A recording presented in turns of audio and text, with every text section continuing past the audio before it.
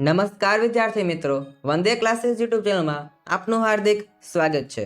આજના વિડીયોમાં આપણે ધોરણ 11ના એકાઉન્ટ વિષયના જે વર્ષમાં જે ઉપયોગી દાખલા છે, મોસ્ટ આમી દાખલા છે તે જોવાના છે। આ તમને ઉપયોગી રહેવાના છે।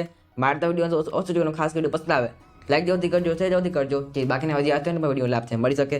અને ખાસ કરીને આપણી ચેનલ પર ધોરણ 11ના બાકીના વિડીયો ઉપલબ્ધ છે WhatsApp માટેના, તેમાં આપણે એક બનાવેલું છે પ્લેલિસ્ટ, લિંક મળી જશે નીચે। ખાસ તમને તેમાં છે ધોરણ 11 માટેના જે ઉપયોગી વિડીયોઝ છે, અન્ય ઉપયોગી વિડીયો, આઈપીના વિડીયોઝ, બ્લુપ્રિન્ટના વિડીયો ખાસ બધા મળી જશે। આપણે જેમાં બાકીના વિષયના આઈપી મૂકેલા છે તો તેને જલ્દી જોઈ શકશો। તો ચાલો આ વિડીયો શરૂઆત કરીએ। ધોરણ 11 વિષય એકાઉન્ટ, વાર્ષિક પરીક્ષા માટેના મોસ્ટ આઈપી દાખલાઓ। તો ભાગ 1 ની વાત કરીએ સૌથી પહેલા। ભાગ 1 માં કુલ તમારે 11 ચેપ્ટર આપેલા છે। વાત કરીએ ચેપ્ટર નંબર 1 ની, હિસાબી પદ્ધતિના પારિભાષિક શબ્દ। એમાં તમારે એક વિકલ્પ પૂછવાનો છે અથવા તમને એક વાક્ય પૂછાઈ શકે છે। અને ખાસ આપણે છે એ ધોરણ 11 એકાઉન્ટનો છે બ્લુપ્રિન્ટ બનાવેલો છે, તમે ખાસ તેને જોઈ શકો છો। જોથી છે ડીપમાં ખ્યાલ આવી શકશે પેપર તમારે કઈ રીતનું આવવાનું છે। એમાં તમારે જે ખાસ કરીને જેટલી વ્યાખ્યા તમારે આવે છે એ તમારે યાદ કરવાની રહેશે। એમાં તમારે ધંધાકીય વ્યવહાર, મૂડી, ઉપાડ, બનાવ, જવાબદારી જેટલી છે વ્યાખ્યા આપેલી છે, તમે તૈયાર કરી લેજો। ચેપ્ટર નંબર 2 ની વાત કરીએ, વ્યવહારો વિશે અને ખાતાના પ્રકાર। એમાં તમને છે ખાસ ખાતાનો વર્ગ બધી તમને એ છે તમારે તૈયાર કરવાનું રહેશે। એમાં તમને છે વિકલ્પ અથવા એક વાક્ય પ્રશ્ન પૂછાઈ શકે છે, અને આ બીજું કંઈ નથી કરવાનું, પણ ફક્ત તમારે છે એ ખાતાનું વર્ગીકરણ એક વાર છે જલ્દી જોઈ લેજો। આગળ વધી વાત કરીએ ચેપ્ટર 9 ની, વસ્તુઓ અને સેવાઓનો કર પરિચય। આમાંથી પણ તમારે છે પાઠ્યપુસ્તકના વિકલ્પ એક વાક્ય પ્રશ્ન તૈયાર કરવાના રહેશે। જેનો ટેક્સ તો પાછળ આપેલા છે ટેક્સ્ટ બુકની અંદર, એ તમે છે ખાસ ફક્ત કરશો તૈયાર તો આનો વાંધો નહીં આવે, તો આ ચેપ્ટર છે પૂરું આવડી જશે। વાત કરીએ ચેપ્ટર નંબર 4 ની, આમ નોંધ। તેમાં છે દાખલા નંબર 6, 8, 9, 10, 12 તે 4 અગત્યના છે। ખાસ બધા છે આઈએમપી છે, બધા એક ગણી લેજો અને તૈયાર કરી લેજો। અને ખાસ માં છે આ વિષયમાં જેમાં તમે છે ખાસ બધા જે દાખલા છે રીતે તૈયાર કરવાનું હોય છે, દાખલા ગોખવાના નથી।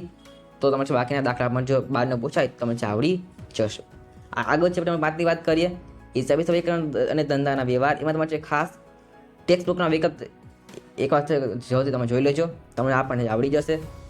ચેપ્ટર નંબર 6 ની વાત કરીએ, પેટા નોંધ। એમાં તમે દાખલા નંબર 4, 5, 7, 8, 10, 11 અને 12 છે એ અગત્યના છે। ચેપ્ટર નંબર 7 માંથી રોકડ તેના પ્રકાર। એમાં દાખલા નંબર 4, 5, 7, 8, 10 અને 11 અગત્યના છે। એક વાર જોતા બધા તૈયાર કરી લેજો, અગત્યના છે, આઈએમપી છે। તે આ વાત કરીએ ચેપ્ટર નંબર 8 ની, ખાસ આમનો દાખલા નંબર 6, 7, 8, 9 છે, ફક્ત 4 દાખલા આપેલા છે, મોસ્ટ આઈએમપી છે, જલ્દી એકવાર છે ગણી લેજો। આગળ ચેપ્ટર નંબર 9 ની વાત કરીએ, ખાતાવાહી ખતમણી।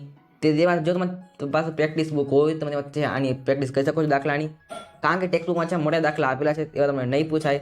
અથવા છે તમારા પાસે જે પડ્યા હોય જૂના પેપરો અલગ અલગ સ્કૂલના, તમે તેમાંથી આની તૈયારી કરી શકો છો।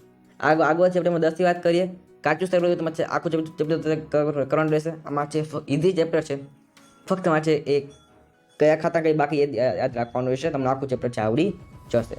ચેપ્ટર 11 ની વાત કરીએ, બેંક સિલક મેળ। એમાં તમારે દાખલા નંબર 4, 5, 7, 8, 11 અગત્યના છે, જોથી તૈયાર કરી લેજો, તમને આઈએમપી છે દાખલા આપેલા છે, ફક્ત 5 દાખલા આપેલા છે, તો જોથી આ પણ આવડી જશે। વાત કરીએ ભાગ નંબર 2 ની, ભાગ 2 ની અંદર ચેપ્ટર આપેલું છે ભૂલ સુધારણા। એમાં તમારે દાખલા નંબર 4, 6 અને 7 અગત્યના છે, ખાસ તૈયાર કરી લેજો, ફક્ત દાખલા આપેલા છે, મોસ્ટ આઈએમપી આ પણ છે। આગળ ચેપ્ટર 2 ની વાત કરીએ, ઘસારાના હિસાબો। આમાં તમારે દાખલા નંબર 1, 3, 6, 7, 9, ઉદાહરણ નંબર 10, 11, 15 અગત્યના છે, ખાસ એમાં તૈયારી એકવાર ગણી છે લેજો। આગળ ચેપ્ટર 3 ની વાત કરીએ છીએ, જોગવાઈઓ અને અનામતો। આમાંથી મળે છે ખાસ એને ટેક્સ્ટ બુકના વિકલ્પ એકવાર જોઈ લેવાના અને એક વાર પ્રશ્ન જોઈ લેવા, તો આ પણ છે એક આના પર માર્ક્સ તમે સિક્યોર કરી શકશો। ચેપ્ટર 4 ની વાત કરીએ, હુંડીઓ। ચેપ્ટર નંબર 4 છે, એમાં દાખલા નંબર 1, 2, 3, 4, 6 અને 11 અગત્યના છે, ખાસ જોઈ લેજો। તે વાત કરીએ ચેપ્ટર નંબર 5 છે, મોસ્ટ ઇમ્પોર્ટન્ટ ચેપ્ટર છે। આમાં તમારે એક 11 માર્ક્સનો દાખલો પૂછવાનો છે વિભાગ F ની અંદર, જે તમને છે જરૂરથી આવડી જશે। એમાં દાખલા નંબર 7, 9, 10 અને 12 છે અગત્યના છે, અને ઉદાહરણ નંબર 29 જરૂરથી કરી લેજો, તમે આ ચેપ્ટરના પૂરા 11 માર્ક્સ જરૂરથી મળી શકશો, એટલે કે વાર્ષિક હિસાબના પૂરા 11 માર્ક્સ મેળવી શકશો। આગળ ચેપ્ટર નંબર 6 ની વાત કરીએ છીએ, હિસાબી પદ્ધતિ, ધારણાઓ, ખ્યાલો અને સિદ્ધાંતો।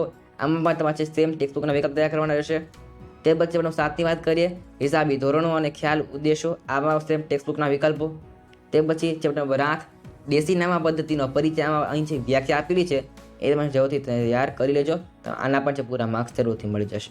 આગળ વધીએ ચેપ્ટર નંબર 9 ની વાત કરીએ, બિન વેપારી સંસ્થાના હિસાબો, એમાં દાખલા નંબર 9, 10, 11, 12, 13 અને 15 અને ઉદાહરણ નંબર 9 છે, અગત્યનું છે, ખાસ અહીંયા તૈયાર કરી લેજો.